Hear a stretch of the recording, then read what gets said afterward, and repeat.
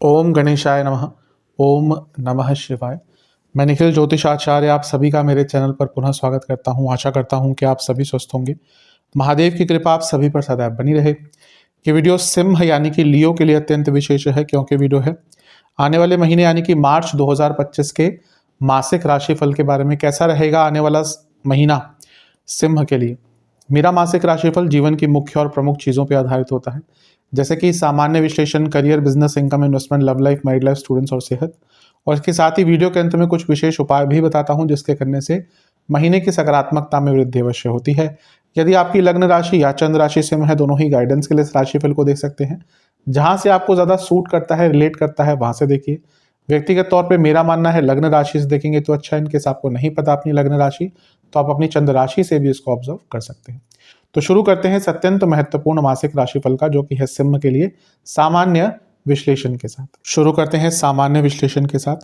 ये महीना विशेष है क्योंकि यहाँ पर बहुत सारे ग्रहों की स्थिति में परिवर्तन आएंगे। जहाँ राशि परिवर्तन तो इस महीने अगर हम देखें तो मेजरली दो ही हो रहे हैं, सूर्य का और शनि का। चंद्रमा तो खैर हर 2.5 दिन में बदलते रहते हैं, लेकिन मेजरली जो दो ग्रहों का गोचर हो रहा है वो सूर्य और शनि ही है। लेकिन ग्रहों की परिस्थितियां बहुत बदल रही हैं। शुक्र वक्री हो रहे हैं महीने के शुरुआत में ही, मार्च में। महीने के मध्य में बुध वक्री हो जाएंगे। ग्रहण लगेंगे, 2 ग्रहण लगेंगे। और जैसा मैंने कहा, सबसे बड़ा गोचर या सबसे प्रथम बड़ा गोचर इस साल का शनिदेव का राशि परिवर्तन। तो शुरू करते हैं। सबसे पहले लग्न भाव को देखते हैं। आपके लग्न पर लग्नेश यानी कि सूर्य की दृष्टि 14 तारीख तक बनी रहेगी। अच्छा ही है।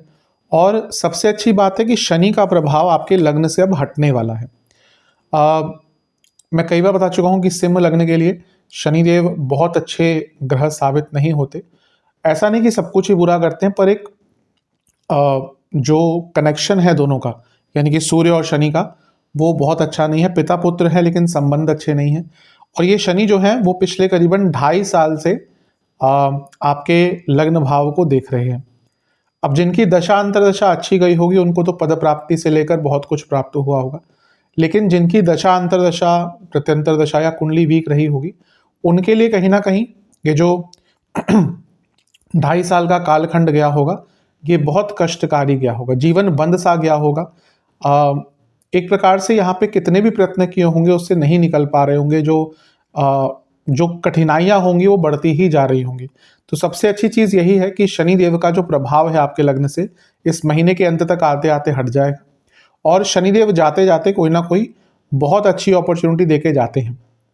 ये सत्यता है कि जब शनि आते हैं तो बहुत कठिनाइयां भी कभी कभी लेके आते हैं। सबके लिए नहीं होता, पर अगर कुंडली जैसा मैंने कहा वीक है तो कभी कभी बहुत कठिनाइयां लेके आते हैं। और ये सारी ही चीजें कहीं ना कहीं आपने 2023 के स्टार्ट से, या इवन कुछ लोगों के लिए तो 2022, क्योंकि शनि कुछ टाइम के लिए कुंभ में 2022 में भी आ गए थे, तो वहां से ही प्रॉब्लम्स आ रही होंगी। तो शनिदेव जाते जाते जीवन में एक नया मौका, कोई बहुत बड़ा मौका, आप में से कई लोगों को, सिंह वालों को, इस महीने कोई लाइफ टर्निंग मोमेंट उनका हो सकता है, लाइफ टर्निंग इवेंट हो सकता है। जीवन में बहुत सारे नए मौके प्राप्त हो सकते हैं। तो ये सबसे अच्छी चीज है।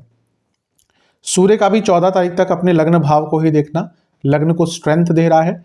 और कहीं ना कहीं जो लोग जॉब करते हैं उनके लिए महीना पद प्राप्ति यानी कि प्रमोशन का बन रहा है, क्योंकि एक तो 10वें घर में गुरु मार्गी हो चुके हैं, फरवरी मार्गी हो गए थे। और आपके 10वें से 10वें भाव में सूर्य शनि, ये कहीं ना कहीं प्रमोशन के योग भी आपके बहुत अच्छा बनाता है। और जो लोग जॉब नहीं भी करते उनकी भी पद प्राप्ति, रिकॉग्निशन का योग यहाँ पर बन जाता है। पहला जो बदलाव इस महीने होगा वो शुक्र का होगा, लेकिन उससे पहले थोड़ा सा बुध की चर्चा कर लेते हैं, क्योंकि फरवरी के अंत में बुध का राशि पतन हुआ था। मैंने फरवरी के राशिफल में नहीं उनको ज़्यादा टच किया था, क्योंकि मार्च में ही प्रभाव आता। अब बुध क्या है, लाभेश भी हैं, धनेश भी हैं, और नीच के हो गए। अष्टम के बुध अच्छी स्थिति है धन प्राप्ति के लिए। मैं कई बार बताता हूँ, ज्योतिष में कई ऐसे रूल्स होते हैं, ऐसे सूत्र होते हैं जो एक्सेप्शन बन जाते हैं। जैसे 12वें घर के शुक्र, वैसे ही अष्टम के बुध, छठे के मंगल केतु, ये राहु भी कहीं ना कहीं छठे भाव में, ये बहुत अच्छा रिजल्ट देने वाले ग्रह बन जाते हैं। तो अष्टम में बुध जो धनेश हैं और लाभेश हैं, नीच के हो गए, और नीच भंग भी बन गया क्योंकि शुक्र के साथ बैठ गए। कहीं ना कहीं धन संबंधित आपकी दिक्कतें अगर आ रही थी जीवन में, वो प्रॉब्लम्स का सॉल्यूशन आपको इस महीने मिलेगा। जॉब नहीं लग रही थी, जॉब प्राप्त होगी। जॉब चेंज करना चाह रहे थे, बहुत अच्छा योग है। धन अटका हुआ था, बहुत अच्छा योग है। धन के संबंध में अचानक से आपके रास्ते खुलने लग जाएंगे और ये महीने के शुरुआत से ही कहीं ना कहीं हो जाएगा। तो ये एक बहुत अच्छी चीज है। लेकिन बुध बुद्धि है, बुध बुद्धि के कारक हैं और नीच के हो गए और अष्टम में हो गए और राहु के साथ, ये बहुत खतरनाक जोड़ी होती है बुध राहु। अधिकतम क्रिमिनल्स की कुंडली में भी ये जोड़ी पाई जाती है, जो आज की डेट में कहना साइबर क्रिमिनल्स होते हैं, वाइट कॉलर जो क्राइम होते हैं। बुध राहु बहुत, क्योंकि बहुत शातिर माइंड होता है ना। बुध तो बुद्धि है, वो कहाँ बैठेंगे, तभी बुद्ध को क्या कहते हैं ना, उस बुद्ध को एक टीनेजर कहा जाता है। जहां बैठे, जिसके साथ बैठे, जिस भाव में बैठे, वैसा ही उनका कहीं ना कहीं प्रभाव आ जाता है। तो बुध राहु मेरे पास एक कुंडली है, वो खुद ही उस व्यक्ति ने बताया था कि मैं हैकर हूँ, एथिकल हैकर करके कुछ बोलते हैं, मुझे एग्जैक्टली नहीं पता क्या होता है वो, लेकिन वो बुरे काम नहीं करता, इतना संक्षिप्त में मुझे पता है। तो उनकी कुंडली में यही प्रबलता थी कि बुध राहु लग्न कुंडली में भी नवांश में और दशांश में, दोनों में, तीनों में साथ में बैठे हुए हैं। तो कहीं ना कहीं वो इस प्रकार की चीजें करते। तो यहाँ पे कहने का तात्पर्य यह है कि बुध राहु आपको थोड़ा सा गलत डायरेक्शन में भी लेके जा सकते हैं, गलत इन्फ्लुएंस में लेके जा सकते हैं, गलत लोगों के संबंध में ला सकते हैं। तो अपनी बुद्धि पर कंट्रोल, अपने विवेक पर कंट्रोल, क्या कर रहे हैं, क्या वो सही है या नहीं है, कहीं वो आपको आगे चलकर प्रॉब्लम में तो नहीं डाल देगा, अभी भले ही उससे लाभ दिख रहा है, आगे चल के फंस तो नहीं जाएंगे। इन सारी चीज़ों पर ध्यान दीजिएगा। अष्टम भाव में धीरे धीरे करके बहुत सारे ग्रह आएंगे। अष्टम भाव, 12वां भाव, अगर इसमें बहुत सारे ग्रह आते हैं, वो टाइम लाइफ टर्निंग होता है, जैसे मैंने शुरू में ही कहा था। पर अष्टम भाव में अगर इतने सारे ग्रह आते हैं, जीवन में अनिश्चितता बहुत आती है। उसमें भी इंक्लूडिंग आपके लग्नेश भी हो जाएंगे सूर्य।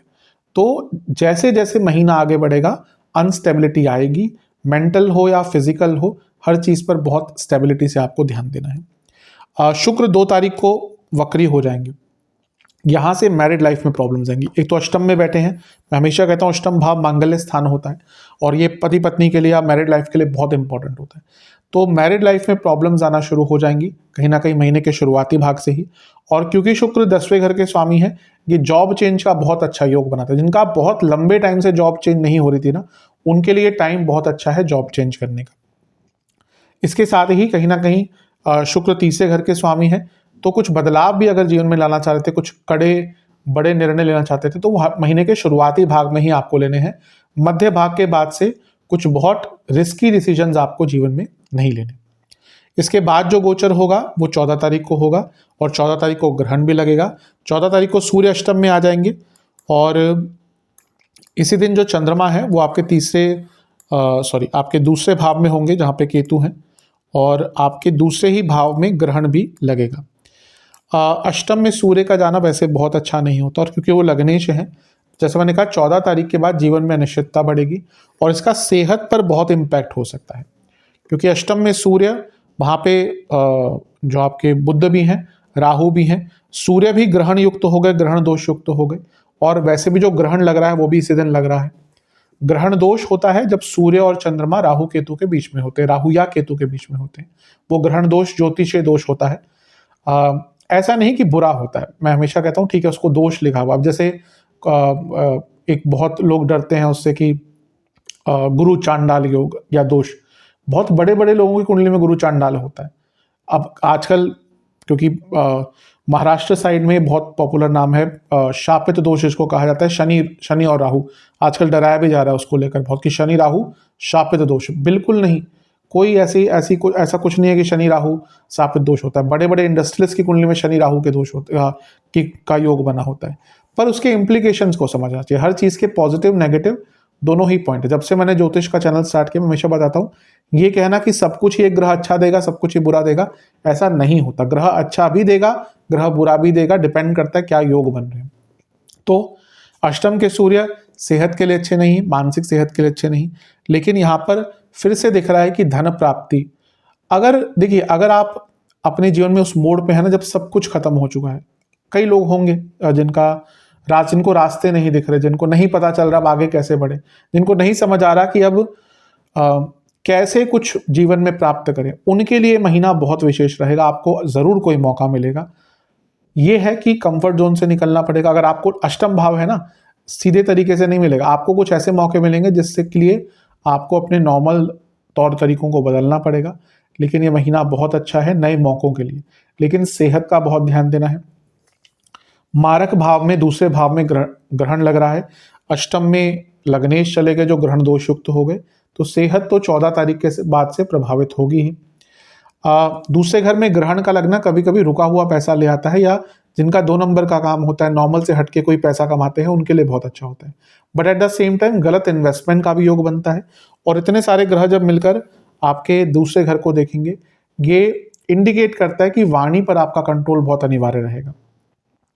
तो जहां नए मौके दिख रहे हैं, वहीं पर गलत इन्वेस्टमेंट और वाणी, इनके कारण दिक्कत आ सकती है। बुध भी वक्री हो जाएंगे 15 तारीख को। फिर से ये मैंने कहा ना कि अनिश्चितता, मानसिक अनिश्चितता, आप देखेंगे महीने का शुरुआत ऐसा होगा जहां पे आपको नए नए मौके मिलेंगे आपके लिए, आपको दिखेगा कि काम बन रहे हैं। लेकिन जैसे ही महीने का मध्य भाग आएगा ना, कॉन्ट्रास्टिंग डिफरेंस होगा। जैसे कहते हैं ना कि इस टाइम से पहले बहुत बदलाव था, उसके बाद बहुत बदलाव हो गया। तो ये आप देखेंगे 14-15 तारीख से पहले का समय महीना और 15 के बाद का मार्च, ये आपके लिए बहुत कॉन्ट्रास्टिंग रहने वाला है।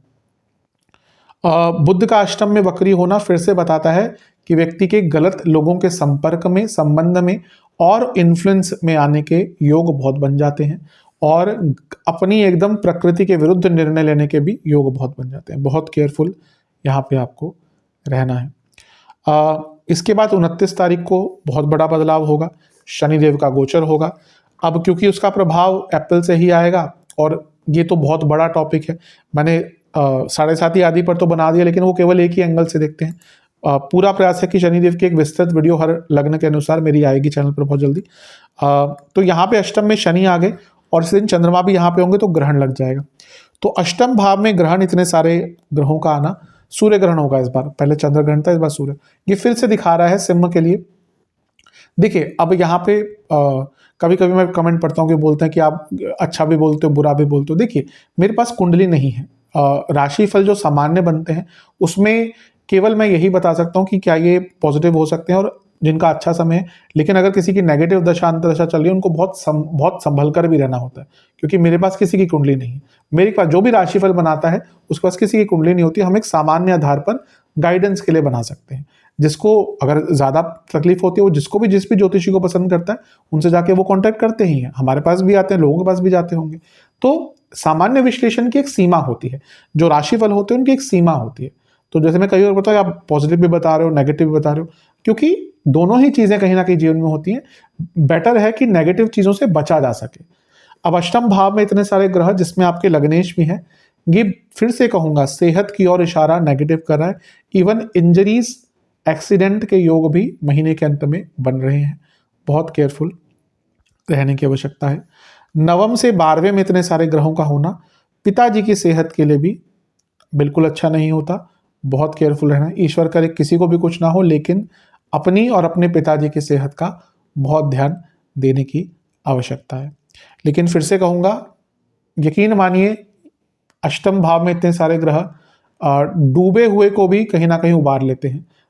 मौके आराम से नहीं मिलेंगे, या जैसे मैंने कहा कंफर्ट जोन में नहीं मिलेगा, लेकिन कई ऐसी चीज़ें, कई ऐसे नए रास्ते आपके लिए खुलने वाले हैं। अब यहाँ पे हमने 8वें घर की बात कर ली कि 6 ग्रह हैं, लेकिन दूसरे भाव को देखिए। 6 ग्रहों का प्रभाव दृष्टि द्वारा, 7 केतु, गुरु की दृष्टि 8, मंगल 9 ग्रह आपके दूसरे भाव को देख रहे हैं। ये बहुत ही एक बड़ी चीज है, बहुत ही बड़ा इसका प्रभाव रहेगा। धन के दृष्टिकोण से आपको बहुत चीजों को सुधारने का इस महीने मौका मिलेगा। लेकिन ये कुटुंब भाव भी है। घर में किसी की बीमारी, घर में कोई रोग, घर में बहुत बड़ा कलह कलेश होने की संभावना भी महीने के अंत में बढ़ जाती है। विशेष प्रेडिक्शन, ज़्यादा भोले बनकर मत रहेगा, आपके भोलेपन का फायदा उठाया जाएगा। कम्युनिकेशन पर ध्यान देना है, वास्तविकता के पास रहना है, और कोशिश करना है कि बहुत ज़्यादा ओवर थिंकिंग ना करें, क्योंकि ये महीना ऐसा है जब चीज़ें तेज घटित होंगी। अगर दिख रहा है कि कुछ अच्छा है और आपने थोड़ा बहुत तोल मोल लिया, तो वो डिसीजन आपको, अगर अच्छा आपको लग रहा है कि आपके लिए हो सकता है, तो उसको ज़्यादा टालिएगा मत।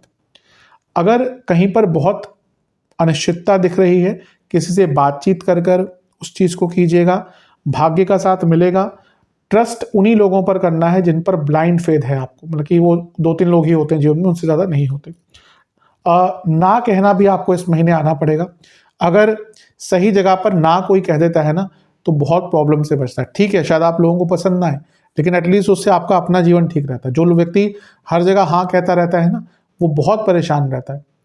जो दूसरों को खुश करने में लगे रहता है, उसका अपना जीवन बहुत कष्टकारी रहता है। तो ना कहना भी एक कला होती है, ना कहना भी एक हिम्मत होती है, और ना कहना भी बहुत अच्छी चीज़ होती है कभी-कभी। और यहाँ पे आपको इस महीने कई जगह पर ना कहने पड़ेगा। पर मैं ये एक चीज़ कह सकता हूँ कि धीरे-धीरे करके सिम वालों के लिए नए रास्ते सकारात्मकता के खुलेंगे। कुछ चीज़ें जिनका बहुत ध्यान देना है, पिताजी की सेहत का, बॉसेस से संबंध का, सरकारी कार्यों का अगर कुछ अटक रहा है, बहुत केयरफुल होकर उसको पूरा कर लीजिएगा। और over work mentally and physically, इन चीज़ों को भी बचाइएगा। कभी-कभी बहुत एग्रेशन इस महीने रहेगा, स्पेशली महीने के अंतिम भाग में, और वाणी के द्वारा भी वो प्रत्यक्ष दिखेगा, तो अपने एग्रेशन पर भी थोड़ा-सा कंट्रोल रखिएगा। चलते हैं करियर की तरफ, जहाँ तक जॉब की बात है। 10वें भाव में गुरु बैठे हैं और वो मार्गी हो चुके हैं। लाभ स्थान में मंगल भी बैठे हैं, वो भी मार्गी हो चुके हैं। मंगल योग कारक हैं, गुरु अष्टमेश है और पंचमेश है। 10वें से अष्टम के स्वामी, लग्न से अष्टम के स्वामी। मैं पहले ही बता चुका हूँ शायद एक बार, और फिर से कहूँगा, ये महीना पुनः सिंह वालों के लिए जॉब चेंज करने के लिए सबसे अच्छा है, क्योंकि ग्रहों की स्थिति भी जो बन रही है, अष्टम में इतने सारे ग्रह का आना। अगर आप बहुत लंबे समय से भी जॉब ढूंढ रहे थे, नहीं, उनको बहुत अच्छे योग उनके लिए इस महीने बन रहे हैं। और ले ऑफ भी अगर हो गए थे, नई जॉब प्राप्त हो रही थी, तो ये महीना और भी आपके लिए अच्छा है कि आपको नई जॉब प्राप्त होगी। कई लोगों के मौके बनते बनते जॉब चेंज किया, जॉब लगने के फरवरी में निकल गए होंगे हाथ से, क्योंकि मंगल वक्री थे। मंगल फरवरी के अंत में मार्गी हुए। मंगल क्यों इंपॉर्टेंट है? क्योंकि लाभ स्थान में बैठे हैं, लेकिन उससे इंपॉर्टेंट ज़्यादा है क्योंकि आपके योग कारक हैं। अगर योग कारक ग्रह की स्थिति अच्छी नहीं होती कुंडली में या गोचर में, तो काम अटकते हैं। लेकिन ये महीना जो लोग जॉब करते हैं, उनको बहुत अच्छा मौका और बहुत अच्छी जॉब मिलेगी। इसके साथ ही शनि सूर्य का मैंने शुरू में बता ही दिया वैसे, लेकिन 10वें से 10वें में बैठना, 10वें घर में गुरु का बैठना, ये प्रमोशन की ओर भी इंडिकेशन कर रहा है, पद प्राप्ति की ओर भी इंडिकेशन कर रहा है। बस थोड़ा सा केयरफुल कहाँ रहना है आपको। पहला तो शुक्र, क्योंकि 2 तारीख को ही वक्री हो जाएंगे, तो अष्टम में जब शुक्र है ना, और क्योंकि वो बुध के साथ है, तो कलीग से थोड़ा सा बच के रहिएगा। इसके बाद क्या है कि चंद्र ग्रहण लगेगा 14 तारीख को, और सूर्य भी अष्टम में आ जाएंगे। यहाँ पे क्या होगा, बॉसेस से प्रॉब्लम शुरू हो जाएगी, क्योंकि सूर्य कहीं ना कहीं बॉसेस के कारक हैं, और नवम से 12वें में इतने सारे ग्रहों का आना बॉसेस से मतभेद दिखाता है। और चंद्र ग्रहण का लगना दूसरे घर में, जो कि अर्थ त्रिकोण है, यानी कि आपसे कुछ गलतियां होने की संभावना, आप कुछ ऐसा बोल देंगे जो गलत रहेगा। और स्पेशली जो लोग फाइनेंशियल डीलिंग्स करते हैं या कम्युनिकेशन बेस्ड काम करते हैं, मतलब कि आप फाइनेंशियल, आपका काम है कि आप फाइनेंशियल ट्रांजैक्शंस कर रहे हैं, या फिर आप सीधा कस्टमर हैंडलिंग कर रहे हैं, उन लोगों को बहुत केयरफुल रहना है, क्योंकि दोनों में ही गड़बड़ होने की संभावना बढ़ रही है। इसके बाद बुध भी वक्री हो जाएंगे 15 तारीख को। यहाँ पे आपको ना, आपके जो कलीग्स, आप देखेंगे आपके कलीग्स के द्वारा आपका काम खराब होगा, आपको जानबूझ के तंग करेंगे, पोक करेंगे, कहीं ना कहीं आपके विरुद्ध, इवन जिनको आप पसंद भी करते हैं, मतलब कि जिनसे आपकी बनती भी थी ना, वो कलीग्स की भी आपके विरुद्ध जाने की कोशिश करेंगे। तो इसलिए किसी पर ज़्यादा डिपेंडेंट ना रहें। महीने के अंत में फिर से बहुत सारे ग्रहों का प्रभाव अष्टम में आ जाएगा। चंद्र भी यहाँ पे आ जाएंगे 29 तारीख को, और शनि भी यहीं पे होंगे, तो सूर्य ग्रहण भी लग रहा है यहाँ पर। अब फिर से ये 10वें से 11वें में है। अगर दशा अंतरदशा बहुत अच्छी है, जॉब चेंज और इंक्रीमेंट, कुछ लोगों का बहुत अच्छा इंक्रीमेंट हो सकता है यहाँ पे। लेकिन फिर से कहूँगा, क्योंकि ये सामान्य विश्लेषण है, मुझे नहीं पता कौन सी दशा अंतरदशा चल रही है, कुंडली कैसी है आपकी। अगर कुंडली वीक है, समय, अब इसमें सबसे अच्छा क्या होता है, कुंडली वीक है का मतलब क्या है, जीवन अगर कष्टकारी रहा है, यानी कि कहीं ना कहीं कुंडली वीक रहेगी। बिना कुंडली को देख के भी कह सकता है व्यक्ति कि हाँ, अगर व्यक्ति के जीवन में बहुत संघर्ष, यानी कि कुंडली में बुरे योग हैं, अरिष्ट योग हैं, दरिद्र योग हैं, लग्न वीक है, लग्नेश वीक है, दशांत दशा अच्छी नहीं चल रही, तो उनके लिए फिर यहाँ पे थोड़ा बहुत जॉब जाने का योग भी बन सकता है। सबके लिए नहीं होगा, लेकिन कुछ लोगों के लिए महीने के अंत में, क्योंकि 10वें से 11वां यानी कि इनकम, करियर से जो पैसा आता है उसमें रुकावट आ सकती है, तो कुछ लोगों के लिए जॉब जाने के योग महीने के अंत में बन रहे हैं। थोड़ा सा केयरफुल रहें, अपनी वाणी को लेकर इस महीने बहुत केयरफुल रहेगा। मैं बता ही चुका हूँ, क्योंकि यहाँ से सारे ग्रह दूसरे घर को देखें, तो वाणी को लेकर बहुत केयरफुल रहने की आवश्यकता है। विशेष प्रेडिक्शन, जॉब चेंज का बहुत अच्छा महीना है। शांति बनाकर रखिएगा, अच्छा एटमॉस्फेयर रखिएगा, काम को आगे बढ़ाइएगा, रोकिएगा मत। कभी कभी बहुत नेगेटिव फीलिंग आ सकती है, बहुत अनिश्चितता आ सकती है, उस टाइम पे मेडिटेशन करनी है, ईश्वर की आराधना करनी है, जिनको भी आप मानते हैं, जो भी आपके इष्ट हैं। सौम्यता कभी कभी बहुत काम आ जाती है। कोई ऐसा व्यक्ति है, देखिए अच्छा समय चल रहा है, आप लोगों से रूडली बात कर लीजिए, एटीट्यूड में बात कर लीजिए, चल जाएगा चीज़ें। जहाँ आपका बुरा समय हो गया ना, वही जो लोग आपकी सुनते थे ना, आपकी बातों को, वही उल्टा जवाब देना शुरू कर देते। इसलिए सौम्यता कहीं ना कहीं वाणी में रखना बहुत इंपॉर्टेंट होती है। कई बार इस महीने फियर रहेगा, कई बार इस महीने भय रहेगा, कई बार इस महीने आपको एक डर का एहसास होगा, कहीं मेरी जॉब चली ना जाए या कुछ बहुत बुरा ना हो जाए। जैसे मैंने कहा, उस टाइम अपने इष्ट की आराधना कीजिए, और सबसे इंपॉर्टेंट चीज़ है प्लानिंग से चलिए। और किसी भी कलीग पर, मैं कलीग की बात सीधा कह रहा हूँ, किसी भी कलीग पर, भले ही वो आपका बहुत परम मित्र हो कार्य क्षेत्र में, इस महीने भरोसा मत कीजिएगा। चलते हैं बिजनेस की तरफ। और बिजनेस के लिए देखिए, वैसे तो महीना अच्छा है, लेकिन क्योंकि सप्तम के स्वामी अष्टम में जा रहे हैं, ये बहुत बड़ा ट्रांसफॉर्मेशन है। शनि की बात कर रहा हूँ, सप्तम से दूसरे घर में बहुत सारे ग्रह आ जाएंगे, तो फाइनेंशियल डिसीजंस को लेकर प्रॉब्लम हो सकती है। वैसे देखा जाए तो आपके सप्तम से त्रिकोण में मंगल अब मार्गी हो चुके हैं, और वो योग कारक है, तो बिजनेस वाले जो लोग हैं उनके कई कार्य पूर्ण होंगे। शनि भी यहाँ पर रहेंगे, और जैसा मैंने कहा, शनि जाते जाते कुछ देके जाते हैं, तो बिजनेस में कई लोगों की रुकावटें आ रही होंगी। अब वो रुकावटें दूर होंगी। सूर्य शनि साथ में है, ये बड़े ट्रांसफॉर्मेशन की बात दिखाता है। बिजनेस में कोई बहुत बड़ा निर्णय अगर लेना है, उसके लिए महीना अच्छा है। कुछ मशीनरी लानी है, मैन पावर बढ़ानी है, कुछ डिसीजन लेने हैं, बड़े इन्वेस्टमेंट करनी है चीज़ों में, एसेट्स में, तो उसके लिए बहुत अच्छा महीना है। ध्यान क्या देना है, शुक्र वक्री हो रहे हैं 2 तारीख को। इसमें क्या कभी कभी होता है ना, कोई कंट्रोवर्सी में फंस जाता है बिजनेस, तो बहुत केयरफुल रहेगा कि अगर आपका सारे बिजनेस तो नहीं होते उस प्रकार के, लेकिन कुछ बिजनेसेस होते ही हैं जिसमें कंट्रोवर्सी चलती रहती है, तो कंट्रोवर्सी में फंस सकते हैं, कोई स्कैम हो सकता है आपके विरुद्ध। इसके बाद सूर्य का गोचर होगा, सूर्य अष्टम में आ जाएंगे। अब सूर्य लग्नेश हैं, ठीक है, लेकिन अष्टम में बुध के साथ आ गए, वक्री शुक्र के साथ आ गए। सरकारी बाधाएं, कहीं ना कहीं बिजनेस में सरकारी बाधाएं आती रहती हैं।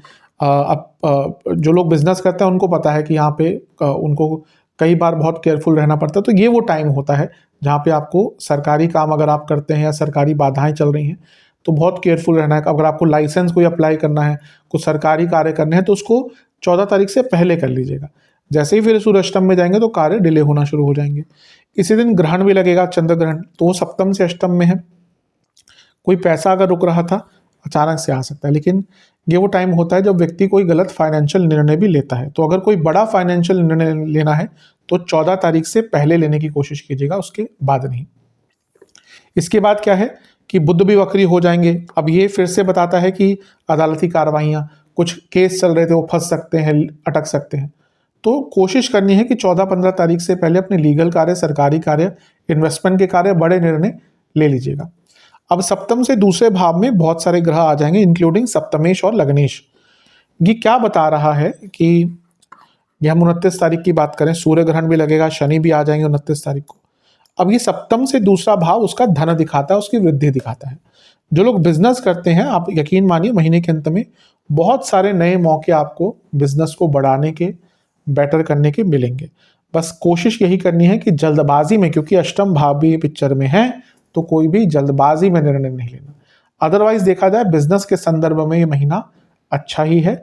गुरु भी अब क्योंकि मार्गी हो चुके हैं और वो बिजनेस के एक कारक हैं बुध के साथ, तो दिखा रहा है कि कई डीलिंग्स जो रुकी हुई थी वो इस महीने बनेंगी। बस महीने के अंत में कोई बहुत अचानक से बिना एनालाइज के निर्णय नहीं लेना। विशेष प्रेडिक्शन, आगे बढ़ने का महीना है। अपने बिजनेस की मार्केटिंग स्ट्रेटेजी पे काम कीजिए। बिजनेस के जो प्रोडक्ट है वो कैसा लोगों के सामने जा रहा है। अब कभी होता है प्रोडक्ट बहुत अच्छा है लेकिन पैकेजिंग अच्छी नहीं। कई कई ऐसी कंपनीज है वो पैकेजिंग की चेंज करके ही अपने प्रोडक्ट की आगे बढ़ जाती है। तो कहते हैं ना, जो दिखता है वो बिकता है। तो कहीं ना कहीं आपको अपने मार्केटिंग पर ध्यान देना पड़ेगा। इसके साथ ही आपको अपने बिजनेस को एक्सपैंड करने का मौका इस महीने मिलता हुआ दिख रहा है। और एक प्रकार से महीने के मध्य भाग तक शुरू के तो बहुत चीज़ें स्मूथ रहेंगी, उसके बाद थोड़ी अनिश्चितता अवश्य आएगी। ज़्यादा कंट्रोल मत लूज कीजिएगा। कभी कभी व्यक्ति अपने एम्प्लॉयज़ पर या पार्टनर्स पर बहुत डिपेंडेंट हो जाता है और वो जो बिज़नेस का कंट्रोल है वो लूज़ कर देता है। तो ये भी नहीं करना। और एक प्रकार से अपने इन्वेस्टमेंट पर ध्यान दें। अगर बिजनेस बढ़ाना है तो आपको थोड़ा सा इस महीने इन्वेस्टमेंट पर ध्यान देना पड़ेगा। ठीक है, महीना बुरा नहीं। चलते हैं इनकम, इन्वेस्टमेंट, एक्सपेंसेस की तरफ। इनकम के हिसाब से महीना अच्छा है। आपके लाभ स्थान में मंगल मार्गी हो गए, बुध भी अष्टम में, जैसे मैंने शुरू में कहा था, एक अच्छी पोजीशन है धन प्राप्ति के लिए। इन्वेस्टमेंट की बात करें, शुरुआती 10 दिन संभल कर लेकिन अच्छा है, बीच का 10 दिन बिल्कुल अच्छा नहीं है, अंतिम 10 दिन भी ठीक ठाक है। खर्चों की बात करें, इस महीने इलेक्ट्रिक इक्विपमेंट्स पर बहुत खर्चे होने वाले हैं। इस महीने अगर आपके घर में ऑलरेडी कोई बीमार चल रहा है, उनकी सेहत पर बहुत खर्चा होगा। बहुत ओवर एक्साइटमेंट में खर्चे कर लेंगे, बिना सोचे समझे कई खर्चे करेंगे। ऐसा लग रहा है इस महीने बहुत पार्टीज़ हैं, सोशल इवेंट्स हैं, उन पर बहुत खर्चे आपके होते हुए दिख रहे हैं। फर्नीचर पर या इंटीरियर्स पर खर्चे होंगे। और महीने के अंत में अचानक से बहुत अनएक्सपेक्टेड, अनएंटिसिपेटेड खर्चे भी आपके होंगे। तो महीने के अंत में थोड़ा खर्चों को लेकर सावधान रहिएगा। चलते हैं प्रेम संबंध की तरफ। नो कॉन्टैक्ट सिचुएशन, चांसेस कम ही हैं। और मैं कहूँगा अगर बहुत लंबा समय जा चुका है, बातचीत नहीं हो रही, थोड़ी मैच्योरिटी लाइए, अंडरस्टैंडिंग लाइए कि अब शायद चीज़ें नहीं ठीक हो पाएंगी। नए रिलेशनशिप की जहाँ तक बात है, बहुत ज़्यादा चांसेस नहीं है, बल्कि मैं तो कहूँगा बहुत जल्दबाजी में मत रहेगा। और बातचीत चल रही है तो और ट्रस्ट बिल्ड कीजिए और कमिटमेंट बिल्ड कीजिए, तब जाके आगे अप्रोच कीजिएगा। जो लोग रिलेशनशिप में हैं, देखिए पंचमेश तो मार्गी हो गए गुरु, थोड़ा बेटर होगा। मंगल की दृष्टि भी पंचम पर पड़ रही है लेकिन वो भी मार्गी हो चुके हैं, थोड़ा सुधार होगा। प्रॉब्लम क्या है कि शुक्र महीने के अंत शुरू में ही वक्री हो जाएंगे 2 मार्च को।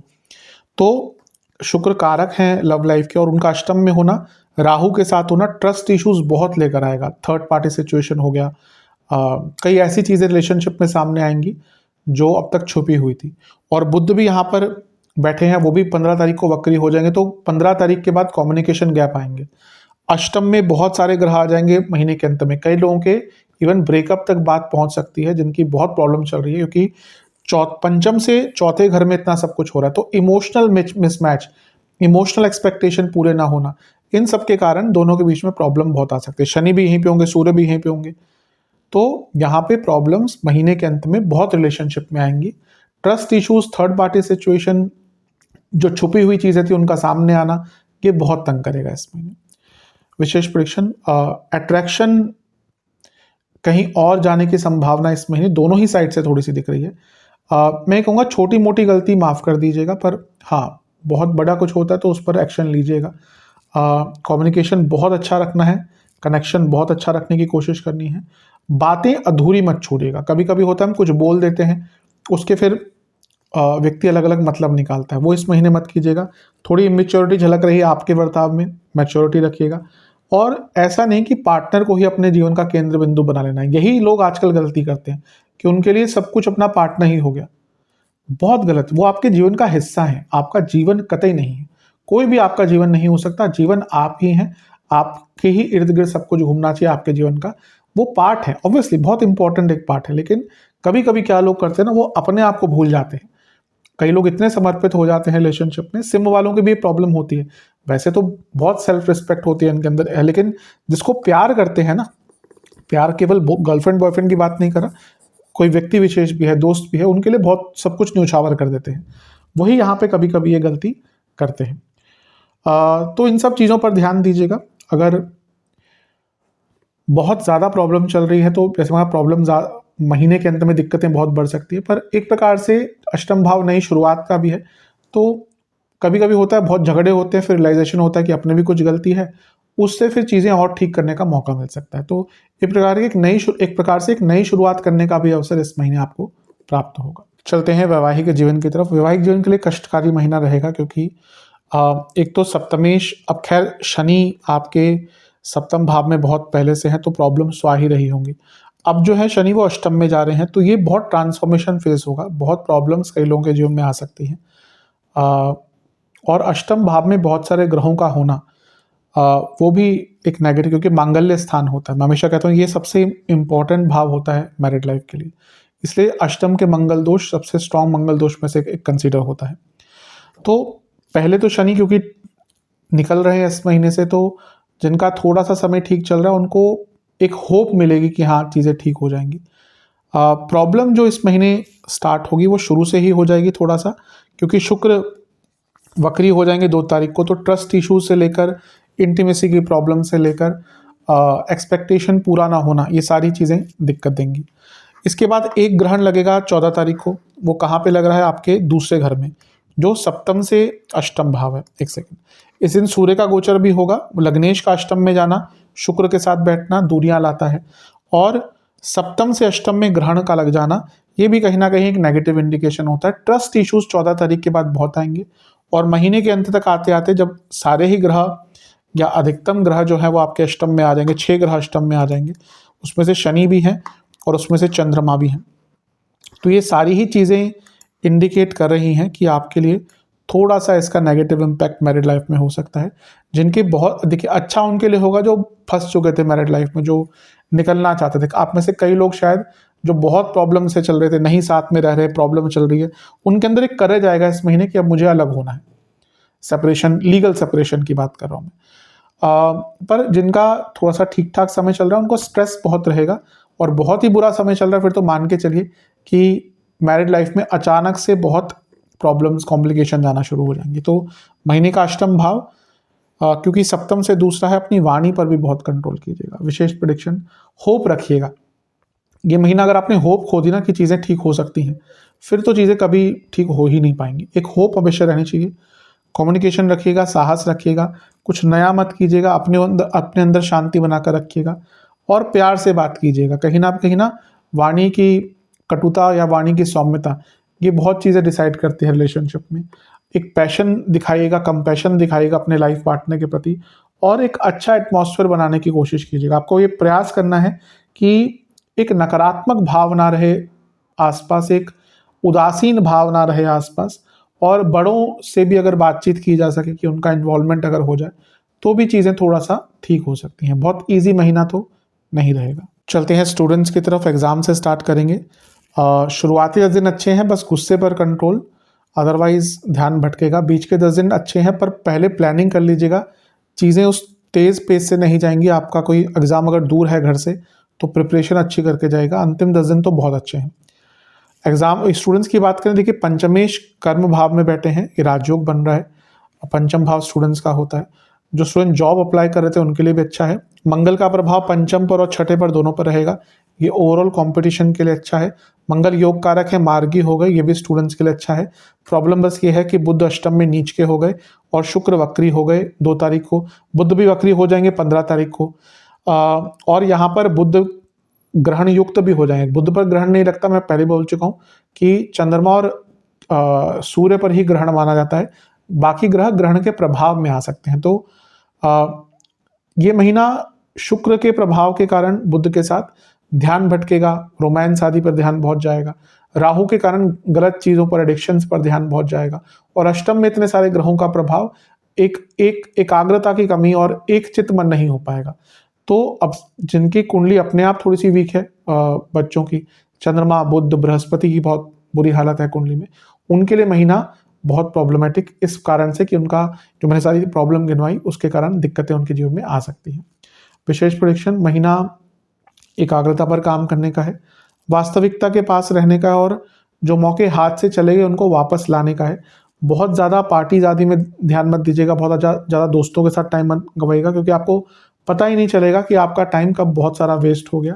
और एक प्रकार से अपने मानसिक सेहत को और स्ट्रॉन्ग करना है, क्योंकि उसकी कमी यहाँ पर थोड़ा सा इस महीने दिख रही है। चलते हैं सेहत की तरफ। जहाँ तक सेहत की बात है, इस महीने जिनको liver, gall bladder, intestine, private parts, महिलाओं में यूट्रस, पुरुषों में प्रोस्टेट, इनकी दिक्कतें हैं, उनको ज़्यादा परेशानी रहेगी।